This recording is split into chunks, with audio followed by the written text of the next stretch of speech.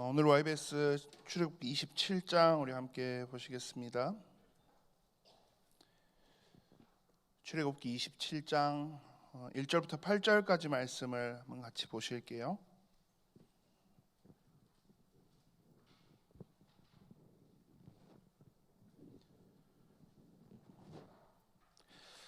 (27장) 1절부터 8절 한 절씩 교독해 볼까요? 제가 먼저 읽겠습니다. 너는 조각목으로 길이가 5규빗 너비가 5규빗에 제단을 만들되 네모 반듯하게 하며 높이는 3규빗으로 하고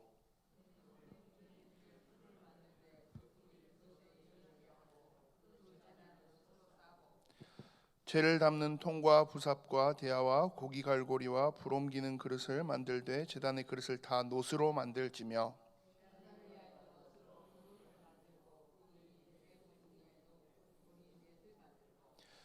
그물은 제단 주위 가장자리 아래 곧 제단 절반에 오르게 할지며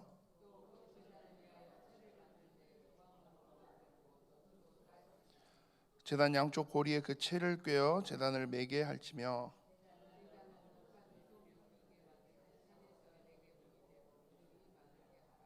아멘.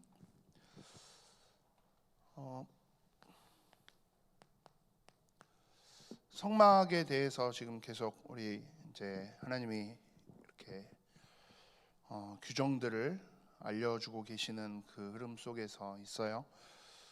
지난주, 지지난주 이제 지성소 그리고 성소 할 수 있는 그 성막의 제일 본체되는 그 메인 성막에 대한 부분들을 이야기를 하셨다면, 오늘은 그 성막의 바깥 영역에 있는 부분들을 쭉 이렇게 알리고 이제 말씀을 해주세요.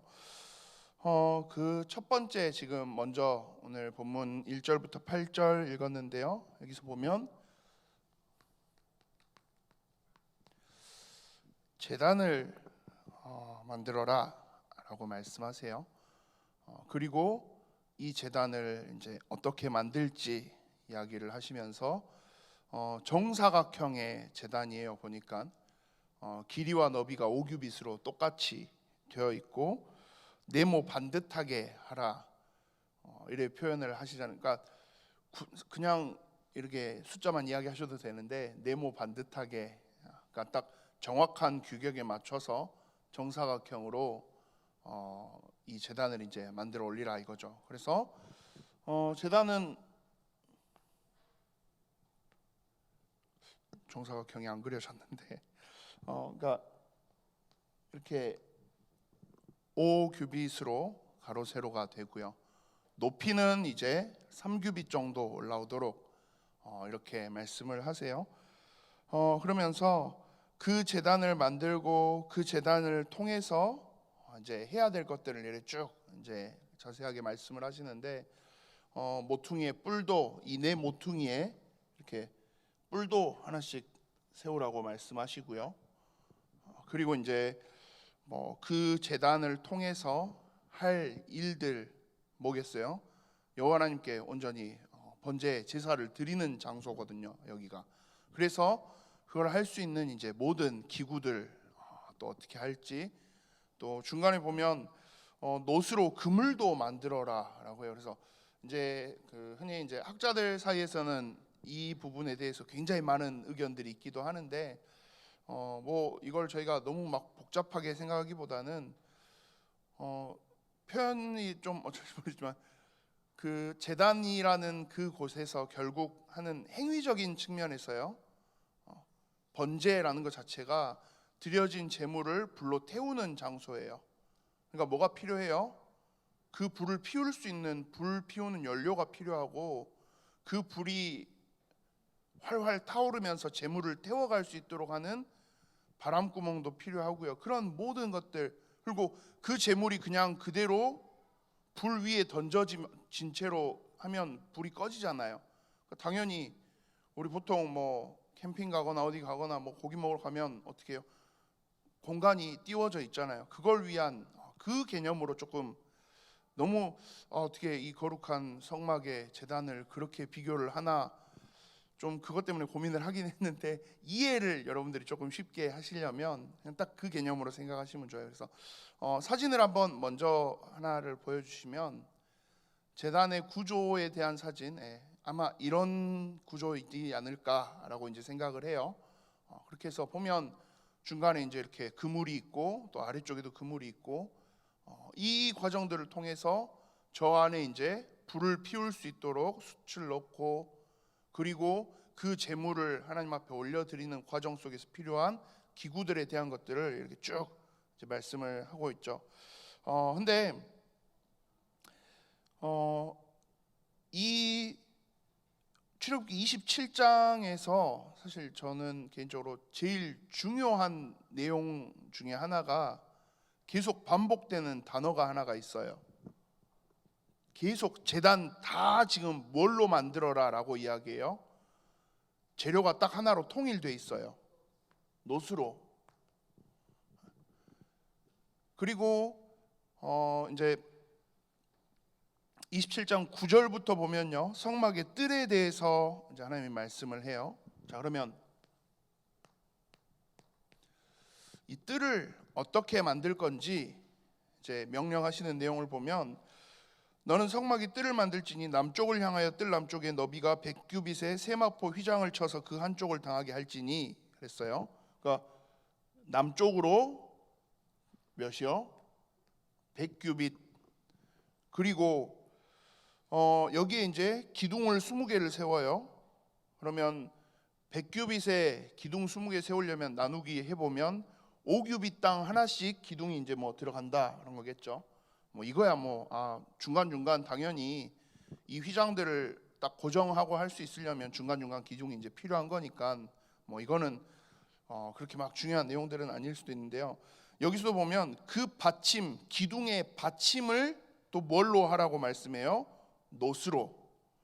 그리고 그 기둥의 갈고리와 가름대는 은으로. 자, 기둥을 세우는데 이 기둥들의 받침은 다 뭐예요? 놋이에요. 그리고 이 기둥, 얘네들은 뭐고요? 은이고요. 자, 북쪽에도 똑같이 합니다. 100규빗에 기둥도 똑같이 세워서 받침은 다 뭐예요? 놋이고 위에는 다 뭐예요? 은이에요. 12절에 보면 뜰의 옆 곧 서쪽에 너비 50규빗의 포장을 치되 그 기둥이 열이요 받침이 열이며 동쪽을 향하여서 뜰 동쪽의 너비도 50규빗. 그러니까 가로 세로 개념으로 했을 때 동쪽 서쪽은 몇이요? 50규빗이요.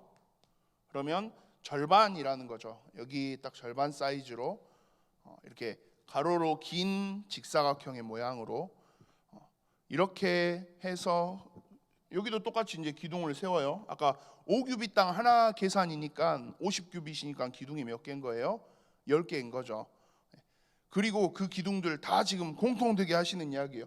밑에 받침은 놋으로 위에는 은으로 이야기를 하십니다.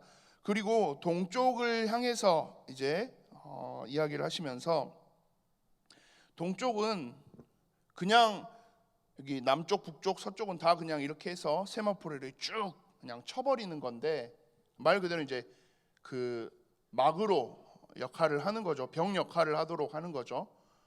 그런데 동쪽만 보면 여기를 완벽하게 다 하는 게 아니라 여기는 15규빗, 여기는 15규빗 이렇게 해서 여기까지만 딱 치고 이만큼 약 20규빗 정도는 남겨놔요. 이 20규빗은 뭐예요? 출입문인 거죠. 그래서 여기에 이제 휘장을 여기는 그냥 막 놓는 게 아니라 이 휘장들을 위해서 우리 저번 주에도 이야기했던 막 청색, 자색, 홍색 실들 이렇게 해서 꼬아놓은 배실과 함께 수놓아서 짠 그 휘장들이 있게 할 거고 이 기둥 또한 기둥은 뭐 받침 놓고 뜰 주위 모든 기둥의 가름대와 갈고리는 은이요 그 받침은 놋이며 이렇게라고 해요. 그러니까 모든 기둥이 다 결국은 다 똑같다라는 거예요. 밑에 받침은 놋, 위에 기둥은 은. 자, 그러면 이 18절 뒷부분 보시면 세마포 휘장의 높이는 5규빗이요 그 받침은 노시며 성막에서 쓰는 모든 기구와 그 말뚝과 뜰의 포장 말뚝을 다 노스로 할지니라 라고 해요. 그러니까 보면 27장 우리 지금 출애굽기 27장에서 제일 중요한 단어가 뭐 같으세요? 계속 반복되고 나오는 단어가 노시예요. 그러면 그러잖아요. 성경은 절대 하나님이 의미 없이 이유 없이 써놓지 않으셨어요. 왜 성막이 중요하니까 뭐 하는데, 근데 또 한편으로는 우리 지난주 했던 이 안에 이제 성소와 지성소 그 뭐 언약궤 이 부분이야 당연히 이제 뭐 그럴 수 있겠는데 왜 여기 이야기도 이렇게 자세하게 이야기를 하실까? 그리고 그 와중에 왜 계속 모든 기구는 노수로 하고 모든 기둥 다 바닥은 노수로 하고 이걸 왜 이렇게 딱 정확하게 정해놓고 하실까? 그러면 노시라는 이 금속이 가지고 있는 어떤 하나의 특성이 있다라는 거겠죠. 그러면 그냥 좀 뭐 과학적으로나 뭐 역사적인 그런 관점에서 이걸 놓고 보면 이 출애굽 시기는 흔히 이제 역사에서 이야기하는 그 개념으로는요. 그 뭐 우리 그러잖아요. 뭐 신석기 시대가 있었고 뭐 청동기 시대가 있었고 철기 시대가 있었다 그런 이야기 하잖아요. 근데 청동기 시대예요. 아직 철을 다루고 하는 게 원활하지 않은 그걸 할 수 있는 기술적인 발전이 막 이래 많이 일어나지 않은 시기예요. 이 시기에 어찌됐든 제일 강하고 제일 힘 있는 금속은 뭐예요? 청동이에요. 그 청동의 주요 성분 대부분이 되는 게 구리 곧 노시거든요. 그가 거의 같은 개념으로 쓰여지는데, 근데 단순히 강하니까 그 시대에 쓸 수 있는 또 쉽게 구할 수도 있으면서 굉장히 강하고 뭐 불에도 나름 잘 버텨지는 그런 금속이기도 하고 그러니까 쓰셨겠지 싶기도 하는데 하나님이 이 노시라는 금속을 통해서 계속 표현하시는 하나의 목표 지점이 있어요. 그게 뭐냐면 이 놋은 뭐 어떻게 보면 성경 속에서 하나님이 하시는 우리 이번 주 말씀 속에서도 조금 나왔는데요. 공의의 하나님이다라고 우리가 표현을 하잖아요. 그 하나님의 공의 그리고 하나님이 행하시는 심판의 의미를 놋이 조금 많이 담고 있어요. 왜 그렇습니까? 근데 단순히 이게 하나님이 심판하셔서 너희를 다 죽이신다의 개념이 아니라 그 공의의 하나님이 심판의 자리에 있는 그 죄인들 앞에서 그들을 구원하는 하나님이 쓰시는 구원의 방법으로 구원의 매개체로서 놋을 하나님 사용하세요. 제일 대표적인 순간이 언제예요? 굉장히 우리가 잘 알고 있는 것처럼 광야에서 불신앙하던 그 이스라엘 백성들이 불뱀에게 다 물려 죽을 상황이 와요. 그리고 민수기 21장에 보면 이제 그 사건들이 나오는데요. 그 상황에서 하나님이 모세에게 명령하셔서 뭘 만들라고 하세요? 놋뱀을 만들어라. 그래서 그 놋뱀을 본 사람들은 다 뭐 해요? 살아나요. 그러니까 이 놋이라는 금속의 이 형질을 가지고 하나님이 두 가지 개념의 선을 그으시는 거예요. 죄악된 그 세상 앞에서 죄로 완전히 더럽혀지고 무너지고 타락해버린 그런 이들이 하나님 앞에 서게 되면 당장 뭘 마주해야 돼요? 공의의 하나님 앞에 그 하나님이 하시는 심판을 마주할 수밖에 없어요. 그리고 그 심판의 결과는 뭐고요? 죽음이에요. 죄인이 그 죄인된 죄악된 모습들 세상의 그 모든 것들을 다 그냥 그대로 가지고 그대로 하나님 앞에 선다. 그건 구약 시대에는요 있을 수 없는 일이에요. 그래서 하나님은 항상 그 죄의 값을 분명히 치르도록 하시는 거죠. 불뱀이 그런 심판의 모습이었고요.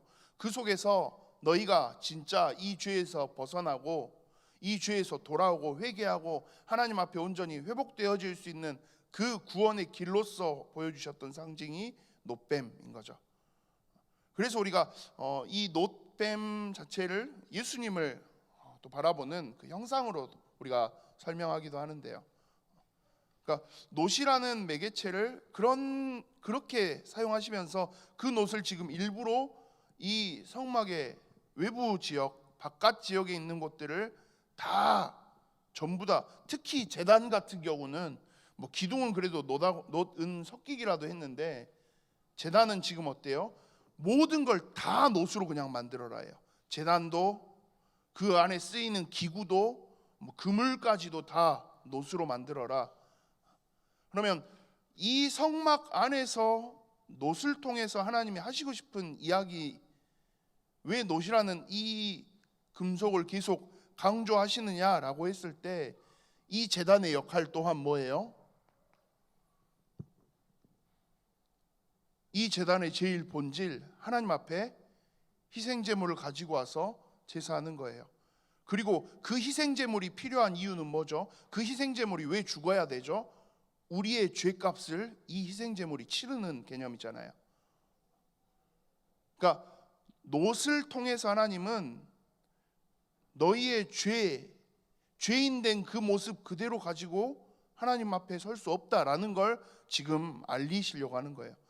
그러면 너희의 그 모든 죄 문제가, 죄악된 그 모든 것들이 정확하게 정화되고 깨끗해지고 의로워질 수 있으려면 하나님이 정해 놓으신 그 구원의 방법 앞에 거기서 그 죄에 대한 모든 값을 치르고 나오라 이거죠.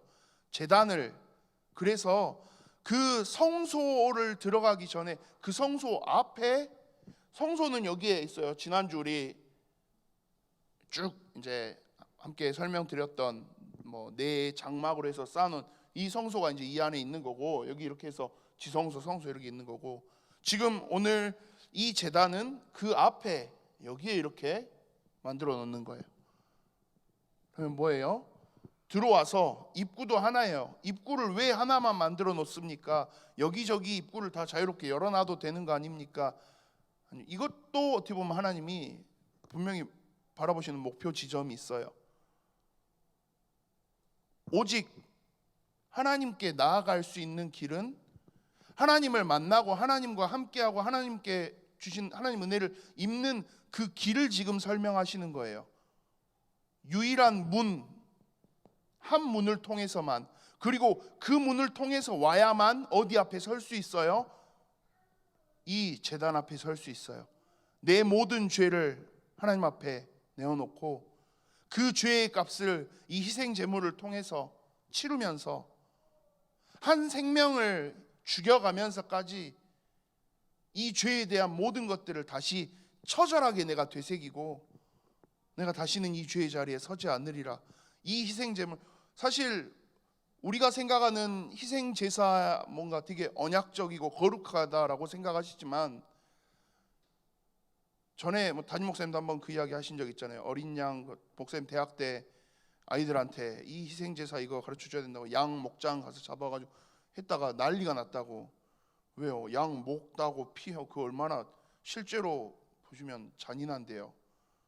그 피비린내 막 그 터지고 하면, 우리는 유월절 양의 피 바르고 그걸 되게 거룩하게 생각하지만요, 실제 그 상황 자체는 거룩하다의 느낌이 아닐 거예요. 아마 어린 아이들은 그 상황이 진짜 큰 충격으로 올 거예요. 근데 그게 그렇게라도 각인시키는 거기도 하고요. 사실 우리가 하나님 앞에 드린다는 이 제사 자체는요, 구약의 제사는 거룩함의 그것보다요 굉장히 처절한 현장이에요. 양의 비명소리와 제물들이 죽어가면서 흘리는 그 비명소리와 피비린내와 그 모든 것들이 난자는, 근데 그걸 얌전하게 하는 것도 아니고요, 또 그 피와 모든 것들을 이 제단 곳곳에 다 묻히고 제단 뿔에 바르고 그러면서 태워간다. 전혀 그 우리가 일반적으로 생각하는 거룩하고 뭔가 그런 분위기는 절대 아니에요. 왜 그렇게 합니까?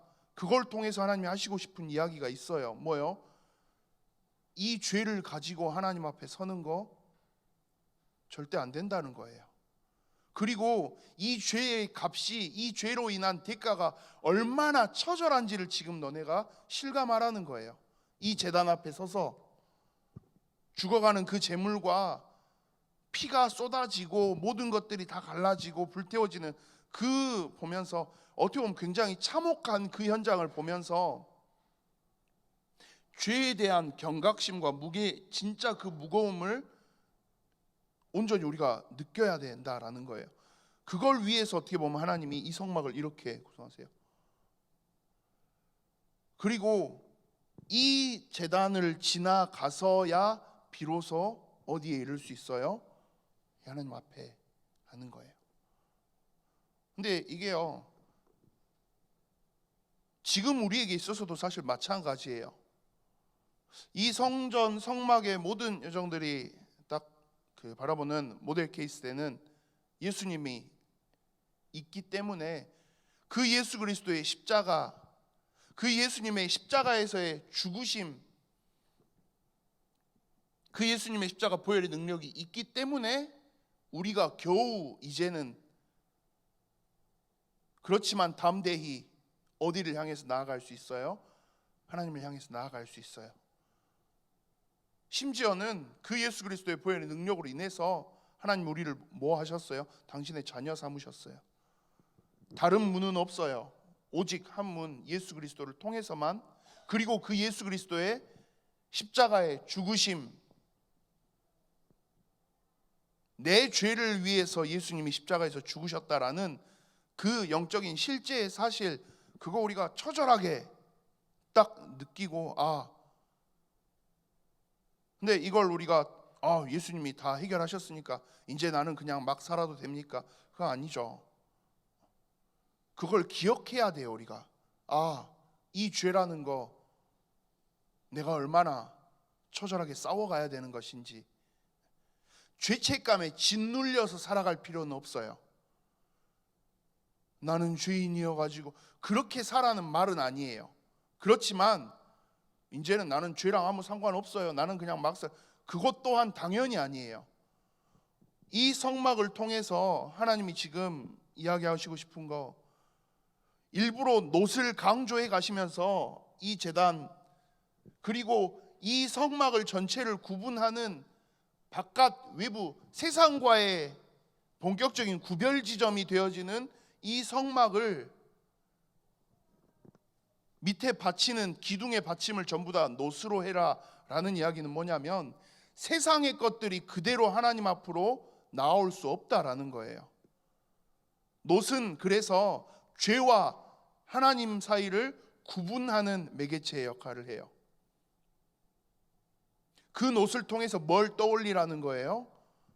여기서 이루어지는 희생제사, 여기서 이루어지는 죄의 값을 치르는 그 희생제사의 현장, 그걸 보면서 죄에 대한 모든, 세상 속에서 내가 가지고 살아오면서 묻혀온 죄에 대한 모든 것들 이 자리에서 내가 완전히 내려놓는다라는 그 영적 사실에 우리가 집중하도록 만들려고 하시는 거죠.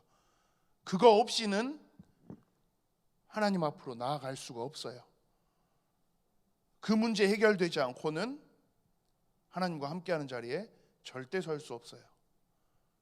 그래서 하나님이 어떻게 보면 이 출애굽기 27장에서는 제단이 가지고 있는 그 의미가 있기 때문에 여기에 아예 놋이라는 매개체를 통해서 완벽하게 죄와 하나님 사이에서의 구분, 이걸 우리가 이해할 수 있도록 만들기 위한 장치로 놋이라는 재료를 일부러 사용하고 계시기도 해요. 그래서 그런 관점에서 여러분들이 조금 성경을 바라보시고 이해하실 수 있으시면 훨씬 더 좋겠고요. 그리고 그 위에 이제 이 놋에 대한 모든 것들을 거치고 나면 그 다음부터 어떤 재료들이 주로 등장을 해요? 은, 금, 성소로 가면 그러죠. 은과 금으로 이제 이루어지는 것들로 막 이렇게, 그러니까 점점 이 죄에 대한 것들을, 세상으로부터의 구별과 하나님을 향한 그 마음들, 순결함, 그것들을 회복하고 나면 이제는 하나님의 그 영광과 영화로움 앞에 우리가 도달할 수 있음을 이 재료를 통해서도 하나님이 어떻게 보면 이야기해 주고 계시는 부분이기도 해요. 자, 그러면서 20절 21절에는요, 너는 또 이스라엘 자손에게 명령하여 감람으로 짠 순수한 기름을 등불에 위하여 내게로 가져오게 하고 끊이지 않게 등불을 켜되 아론과 그의 아들들로 회막한 증거궤 앞 휘장 밖에서 저녁부터 아침까지 항상 여호와 앞에 그 등불을 보살피게 하라. 이는 이스라엘 자손이 대대로 지킬 규례이니라 라고 했어요. 자, 등불에 대한 관리를 조금 다시 이야기를 하세요. 근데 이 등불을 보면 저녁부터 아침까지 항상 켜두어라 라고 말씀하세요. 그러니까 밤새 켜두라 이거죠. 그러면 이 등불을 계속 켜놓는다라는 의미가 또한 뭘까요? 보면 나중에 이제 쭉 되겠지만 이스라엘 백성들이 지내면서 이 광야에서 생활하면서 살아가는 그 모든 그 구조가 이 성막 중심으로 만들어져요.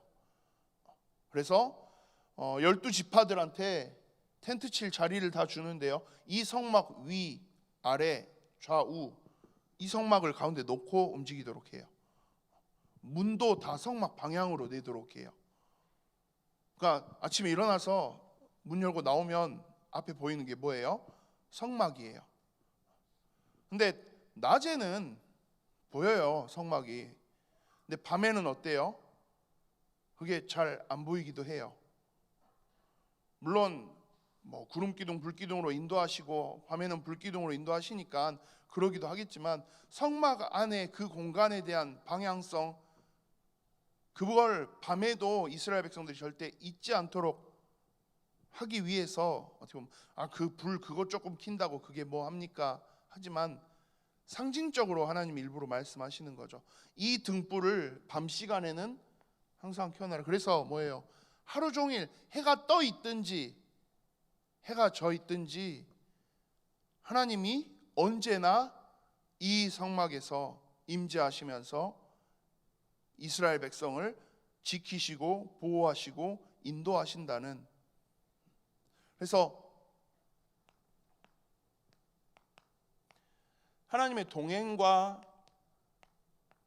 하나님의 임재, 그리고 이스라엘 백성을 향해서 그 캄캄한 밤에도 주무시지도 않고 쉬지 않으시며 항상 이스라엘을 향해 바라보고 일하고 계시는 하나님의 신실하심까지를 어떻게 보면 알리시는 장치로 이 등불을 지금 계속해서 관리하다, 그렇게 말씀하시는 거죠. 그래서 제사장들이 계속해서 그걸 보살피면서, 근데 그냥 한글 번역으로는 보살피게 하라 이렇게 돼 있는데 히브리어 원어 번역으로는 그냥 보살핀다라는 이 단어가 갓난 아이가 태어나서 막 엄마가 완전 세심하게 살피는 그 표현이에요. 그러니까 불면 날아갈까 하는 그 표현처럼 진짜 이 등불을 완전히 주의 집중해서 모든 걸 다해서 계속 하라는 거죠. 왜요? 그게 곧 그걸 통해서 하나님이 보여주시고 싶은 이야기는 뭐예요? 이스라엘 백성을 내가 지키고 있어, 내가 너희와 함께 하고 있어, 내가 너희를 인도하고 있어 라는 이 의미들을 알려주고 싶으신 거죠. 그래서 성막의 이것들 보면 사실 그냥 그렇잖아요. 이 출애굽기 한 24장 25장부터가 재미없어지는 부분이잖아요. 그냥 막 뭐 홍해도 건너오고 시내산에도 막 가고 막 이래 하는데 갑자기 뭐는 뭐 하고 20장부터죠. 막 율법을 한참 이야기하시다가 이제는 뭘 만들고, 되게 재미없는 부분이기도 한데 그 재미없는 부분을 하나님이 굳이 기록으로 남겨놓으신 이유가 뭘까라고 했을 때 이 안에 진짜 이런 영적인 의미들이 있기 때문이에요. 그래서 이 성막의 모든 구조들을 통해서 우리가 뭘 바라보시면 되냐면요, 하나님이 나를 이렇게 사랑하고 계시는 거구나. 이번 주 강단 말씀 주신 것처럼요,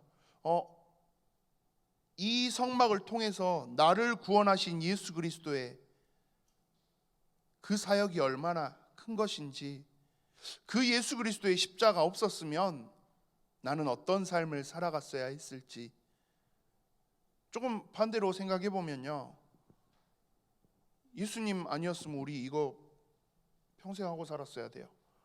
이거 근데 그 광야 생활이요, 그냥 뭐 이렇게 TV 같은 데서 말이에요, 그 연예인들 말이에요, 캠핑 가서 지내는 것처럼 그런 낭만의 생활이 절대 아니잖아요. 사실 진짜 처절하고 치열한 현실이고, 그 속에서 순간순간 저지르는 수많은 죄악들과 실수들 정말 계속해서 나오는데, 그런 이스라엘 백성들을 끝까지 하나님이 어떻게든지 붙들고 보호하시고 인도해 가세요. 그 모든 하나님의 열심이 드러나 있는 그 모든 장치들을 확인할 수 있는 제일 좋은 장소가 이 성막의 내용들이기도 해요. 그래서 사실은 제가 9월 한 달 YBS 다 해야 돼서 좀 되게 좀 그랬거든요. 특히 하필이면 딱 복잡해지는, 재미없어지는 부분에서 담임 목사님이 저보고 하라 그러셔가지고, 아니 그래도 좀 쉬울 때는 목사님 본인이 하시고 되게 어려운 건 나 시키고 뭐 말해서 이제 목사님한테 막 조금 이런저런 이야기를 했었거든요. 목사님, 그러면 저 차라리 성막 이거 옛날에 박성삼 목사님 한 것도 있고 하니까 저 그냥 차라리 제가 할 수 있는 거 다른 주제 해서 할게요 했는데, 담임 목사님이 보통 웬만하면 그래 하고 싶은 대로 해봐 하실 건데, 이번에는 되게 단호하게 아니 하던 대로 해야지 그러면서, 되게 중요한 의미들이 있는 성경들인데 조금 집중해서 너도 이 기회에 공부 좀 하고 뭐 그러셔가지고 평생 안 하던 공부를 요즘에 진짜 요즘은 지금 요 몇 주 열심히 하고 있는데, 준비하면서 저도 그래요. 이게 이 의미였지. 와 맞아, 나는 하나님 이렇게까지 나를 위해서 하나님도 정말 세밀하게 세심하게 일해 오시고 역사해 오시는, 그리고 나를 지키고 보호하기 위해서 이렇게 많은 장치들을, 그리고 정말 선명한 메시지를 이 성막 전체를 통해서 이렇게 보여주고 계시는데, 그치 내가 또 하나님을 또 잊고 살지. 하나님 제가 다시 회복할게요. 하나님 혹시 제가 놓치고 있는 거 있나요? 라는 그 질문과 점검들을 자연스럽게 해볼 수 있는 시간이 되는 것 같아요. 말씀 읽어가시는, 그리고 이 속에서 내용들 여러분들이 알아가시면서 단순히 그 지식적인 어떤 성경의 지식 습득 그거 말고요, 이 속에 하나님이 왜 이렇게 해 가시는지, 하나님이 계획하신 것, 하나님이 뜻하신 것들, 하나님이 만들어 놓으신 영적인 의미들, 그것들을 우리가 조금 함께 찾아가고 알아가는 그런 시간들이 되실 수 있으면 좋겠습니다. 우리 한번 같이 짧게 합심해서 함께 오늘은 기도하도록 하겠습니다. 하나님,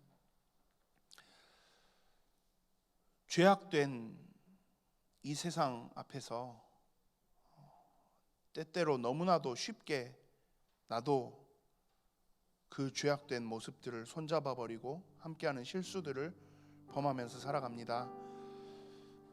그런 나를 위해서 이 모든 죄의 것들 완전히 내려놓고 오직 하나님만을 바라볼 수 있도록 완전한 성막 되신 그리스도를 통해서 이 복음 주시고, 이 죄와의 싸움, 세상 앞에서의 영적 싸움 감당하며 나아갈 수 있도록 꺼지지 않는 등불과 같이 나를 언제나 붙드시고 인도하시는 하나님 앞에 집중하며 그 하나님의 말씀 더욱더 붙잡고 도전하며 나아가는 우리 예교회가 되어질 수 있도록, 내가 되어질 수 있도록 주님 역사해 주시옵소서. 우리 한번 같이 합심해서 기도하시겠습니다.